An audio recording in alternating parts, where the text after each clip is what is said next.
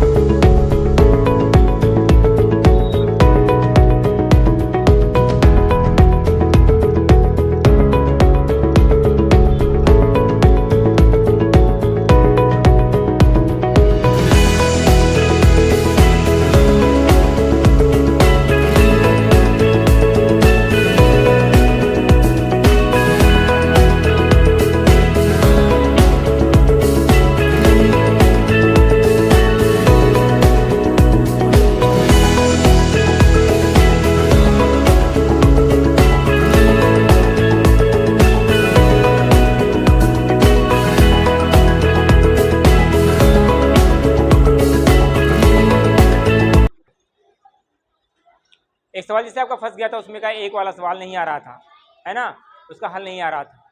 तो होता क्या, थोड़ा सा नियम जान लो आप, क्या दिक्कत है कि रैखिक समीकरण, दो चर वाला रैखिक समीकरण आप पढ़ रहे हैं और उसमें जो होता है ax plus B Y plus C बराबर 0, या तो ऐसे लिखा रहेगा, कहने का तात्पर्य है या तो लिखा रहेगा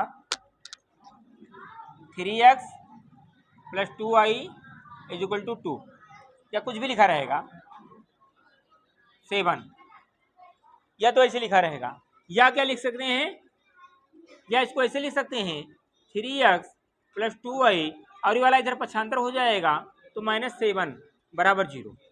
समझ में आया। या तो ऐसे लिखा रहेगा या तो ऐसे लिखा रहेगा। आपको ये भी जानो, जहाँ ए बी जो होता है 0 बराबर नहीं होता है और सी, ये ए बी सी सब क्या होते हैं, अचर पद होते हैं, लेकिन ए और बी 0 बराबर। मान लो इसको अगर आपने 0 कर दिया, समझ इसको आपने 0 कर दिया, इसको ए को, है ना, तो इसको यहाँ पर क्या हो जाएगा, ये तो 0 हो जाएगा। जबकि आपने क्या कहा है, ये क्या है, दो चर वाला रैखिक समीकरण है, आपका एक चर यहाँ पर खत्म हो जाएगा और वहां पर वो चीज नहीं रहेगा। ठीक है, समझ में आया। और एक्स वाई क्या है, चर राशियां हैं, ए बी सी चर अचर राशियां हैं और एक्स और वाई क्या है, चर राशियां हैं। दो चर वाले रैखिक समीकरण का आलेख एक सरल रेखा होता है। क्या होता है, सरल रेखा होता है। दो चर वाले रैखिक समीकरण का आलेख, आलेख कैसे बनता है, ये हो गया यहाँ पर ग्राफीय विधि द्वारा। यहाँ पर बेटा 0 होता है, ये पहले जान लो, पहले ये x होता है और ये y होता है, ये वाला x डैश होता है और ये वाला y डैश होता है। अब x और y या फिर y और y डैश क्या है, तो जान लो यहाँ पर 0 होता है और इधर से पॉजिटिव होता है। क्या होता है बेटा, 1 2 3 4, और इधर जो होता है x डैश पर वही चीज होता है, लेकिन इधर सब क्या होता है, -1। समझ में आया। ऐसे ही यहाँ पर भी 1 2 3 4 ऐसे अनंत तक जाएगा। यहाँ पर सब प्लस में होता है और यहाँ पर सब क्या होता है बेटा, माइनस में होता है। वेरी गुड, समझ में आ रहा है। अगर एक्स वाई नाम दे देते तो आपको पता नहीं लगता सर जी आप पॉजिटिव की बात करो कि नेगेटिव की बात कर रहे हो। अगर हमने एक्स डैश की बात कहा तो क्या समझ में आया कि माइनस की तरफ, नकारात्मक की तरफ जाना है हमको। ठीक है, वेरी गुड। अब कहा गया एक आलेख एक सरल रेखा होता है। सरल रेखा मतलब क्या है कि कोई अगर माना यहाँ पर एक आंसर यहाँ पर आया, एक यहाँ पर आया, एक यहाँ पर, इसको स्केल से खींचोगे तो सीधे आएगा, एक सरल रेखा बनेगा। समझ में आया। इस पर जो रेखा बनेगा ये सरल रेखा पर ही बनेगा। अब आता है बेटा रैखिक समीकरण युग्म का ग्राफीय विधि से हल क्या होता है। दो रैखिक समीकरणों a1x plus b1y plus c1 बराबर 0 और a2x plus b2y plus c2 बराबर 0, अगर ऐसा है तो इन आलेखों को निरूपित करने वाली दो रेखाएं क्रमशः यल तथा यम होगा। ये जो रेखा बनकर आया बेटा, ये एक यल और यम, यही तो आया है। रेखा का परिभाषा क्या होता है, रेखा क्या होता है, समझ में आया। Very good. बाकी आपको रेखागणित में पढ़ाया गया बहुत ज्यादा डिटेल में इसको, तो ये जान पाए। तो एल एम एक ही ग्राफ पर खींचने पर क्या बनेगा, अगर केवल एक ही हल होगा, क्या होगा, एक ही हल होगा। कब बेटा एक हल होगा? अगर लिखा है कहीं पर अगर इसको इरेज करते हैं, वो उठाओ, इरेजर उठाओ। अगर कहीं पर लिखा है बेटा, समझो, कहीं पर लिखा है a1 upon a2 is equal b1 upon b2, लेकिन ये बराबर नहीं रहेगा, क्या होगा? a1 upon a2 is not equal b1 upon b2, तब इसका आंसर आएगा आपका x और y का आंसर, दो आंसर आएगा। समझ में आया? केवल एक हल होगा, क्या होगा? हाँ, केवल एक हल होगा तथा रेखाएं क्या होगी? परस्पर प्रतिच्छेदी होंगी। क्या होंगी?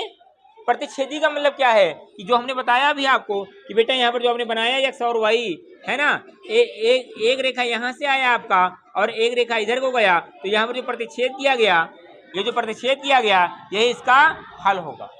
क्या होगा? हल होगा। ठीक है, ये बताया गया। तो ये कब होगा? कब हल होगा? a1 upon a2 is not equal b1 upon b2, तब इसका क्या होगा? केवल एक हल होगा या अद्वितीय हल होगा। कहीं कहीं पर अद्वितीय हल लिखा है और कहीं कहीं पर केवल एक हल लिखा रहता है। समझ में आया बेटा? नेक्स्ट आता है दूसरा पॉइंट कि अनंत हल होगा। क्या होगा? लेकिन रेखा क्या होगी? संपाती होगी। क्या होगी? संपाती होगी। इस स्थिति में क्या होगा बेटा कि a1 अपान a2 क्या होगा बेटा? यह लिखिए इसको, क्या होगा? यहां पर ये चीज तो बराबर होगा बेटा, और यहां पर c1 अपान c2 भी होगा। ये दोनों सब बराबर रहेंगे आपस में। क्या रहेंगे? बराबर रेखाएंगे। ये ग्राफ पेपर पर कैसे बनेगा? ऐसे बनेगा। और क्या होगा बेटा? उसके अनंत हल होंगे। क्या होंगे? अनंत हल होंगे। उसको भी हल नहीं कर पाएंगे हम लोग, अनंत हल होगा। और तीसरा जो बताया गया बेटा कि a1 upon a2 is equal b1 upon b2 but not equal c1 upon c2। क्या होगा? इधर c1 अपान c2। समझ में आया? ये दोनों तो बराबर होगा, लेकिन चाहे इसके बराबर ये नहीं होगा और ये इसके बराबर ये नहीं होगा। समझ में आया कि नहीं आया? अब तीन चीजें पढ़ा आपने और इसका कोई हल नहीं होगा। आपने तीन चीजें पढ़ा। पहला चीज कि रेखाएं अगर a1 upon a2 is not equal b1 upon b2 है तो क्या है ना। दूसरा चीज जानो, अगर रेखाएं बताया गया उसके अनंत हल होंगे। अनंत हल कब होगा? जब तीनों बराबर होगा। a1 upon a2 is equal b1 upon b2 and is equal to c1 upon c2। क्या होंगे? रेखाएं कैसी होंगी? संपाती। क्या होगा? और जिसका अद्वितीय हल होगा वहां पर क्या होगा? प्रतिच्छेदी होगा। क्या होगा? प्रतिच्छेदी होगा। और तीसरे में क्या बताया गया बेटा? a1 upon a2 is equal b1 upon b2 but is not equal c1 upon c2। क्या होगा? c1 अपान c2 के बराबर नहीं होगा। तो क्या होगा? रेखाएं परस्पर समांतर होगा और इसका कोई हल नहीं होगा। अब हमको सवाल बताओ जो बताया था। 9x प्लस 3y प्लस 12 बराबर, अगला क्या है? 18x प्लस 6y प्लस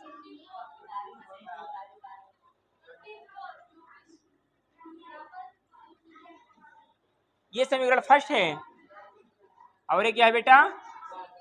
क्या पूछा गया है?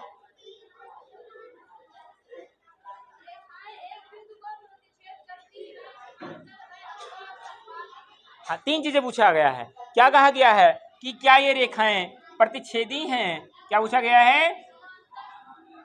प्रतिच्छेदी हैं। पहला चीज प्रतिच्छेदी हैं, अर्थात क्या पूछा जाएगा? प्रतिच्छेदी में क्या होगा?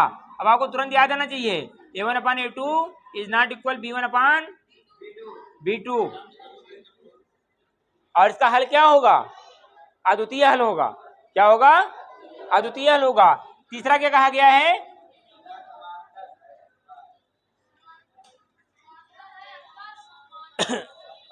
समानांतर है। तो क्या होगा? a1 upon a2 is equal to b1 upon b2